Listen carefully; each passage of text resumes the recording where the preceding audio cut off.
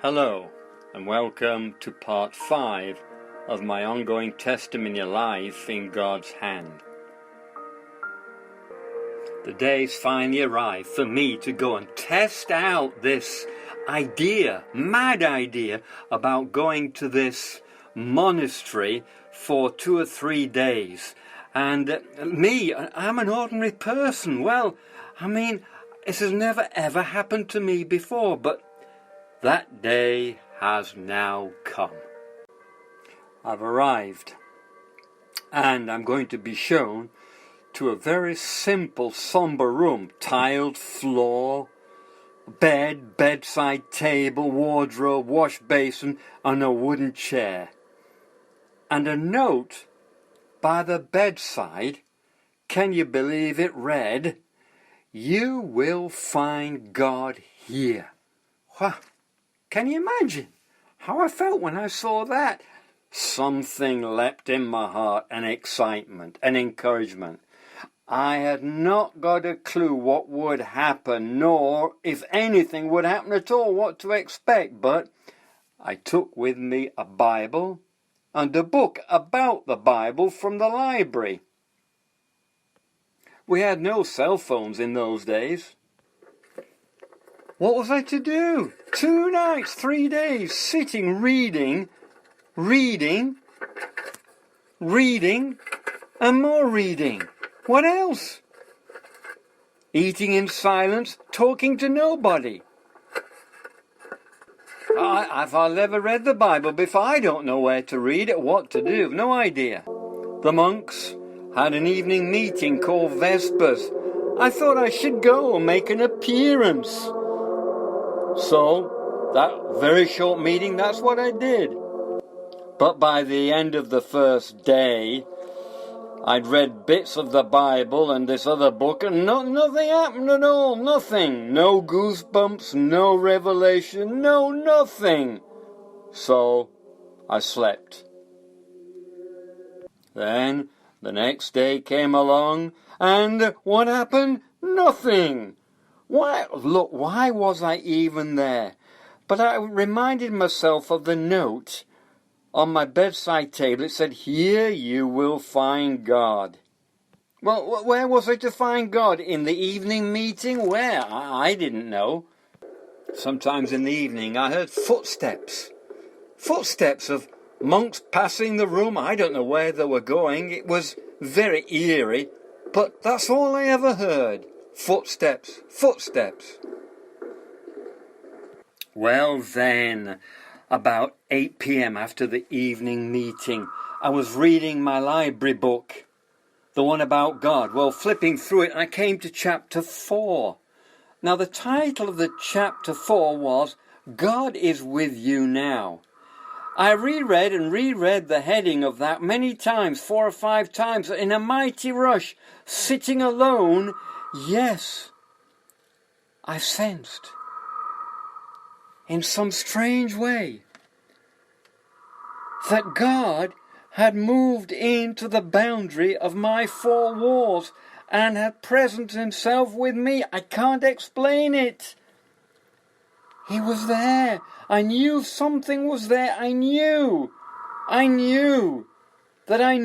Words can't express that moment. The presence of God was there. He alone opened my eyes. I was overwhelmed, sitting there, basking in his presence. It was I cannot explain that moment. I wonder, has this ever happened to you who are listening? This was not imagination. It was God revealing himself by his Spirit to me. God's given time for me. I put myself on the floor. I couldn't say anything. I was totally speechless. I just focused on his presence in my room. This was to be the most glorious experience I've ever had in my life. How long did it last, you may ask? To that question, I can't answer. I'm sure it was about at least an hour. I recall talking to him? Or was it myself and asking, God, why? What do? So this is all sentences I began, but I failed to complete them because his presence was so great. The answers to my questions were totally insignificant. I just want you to remember now and remind myself I saw nothing. It was all happening within me. I sensed it all 100%. So this was the strong urge. This was the reason that God had caused me to go to the mission. This is what it had been all about, a rendezvous, a secret meeting with the Almighty. My time had come. Why? Why at the monastery? Was it more holy? Well, I believe so, but were people praying with me? No. Was I taught how to call on God? No. Was I worthy because I obeyed God? No. I could say, what on earth am I doing here? Even being like in this situation? No. I don't know why God chose that bedroom. My time had come. I'd been thoroughly overwhelmed. I never saw all my unworthiness. I only saw the majesty of God fellowshipping with me, never an accusation, as if I were the most worthy person to be called. Eventually, when things settled down by about 10 p.m., I began to ask myself the question, you listening, you may have said this when you've had an encounter with God. My question was, so what now? God, what am I to do? I'm yours, but what's to come? I've no idea. I can tell you I was afraid that after all these things that had happened to me, everything would go back to the old ways, just experience.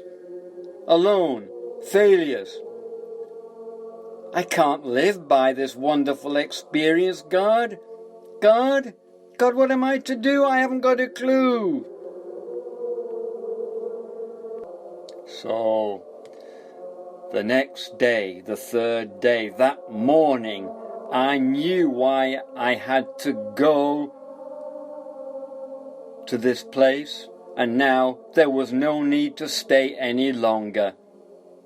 I discovered why I'd come, and now it was time to go. I went out into the grounds of the monastery. Kept saying to myself, what now? This is reality out here. Inside that thing didn't seem like reality. What, God, what? Again. Suddenly, the reality came. It came as I was thinking about why I'd come to this town called Mission. What was I going to do? What's the purpose of it, God? Well, in a flash, came into my spirit, I knew why God had called me to this town, Mission. Mission, that word mission, kept going through my mind. I repeated it. It stuck like a record needle. Mission, then mission. I thought missionary. Then it's almost like the Lord spoke to me and said, I'm going to set you aside for work as a missionary. Now I knew my purpose, my destiny. A missionary, me, with all my faults, warts and all. Was that it? Being a missionary had never even entered my mind. I didn't know what one did. The time had come for God to reveal his plans for me, a missionary. Then I thought, but how? I know nobody else in relation with God. What am I going to do?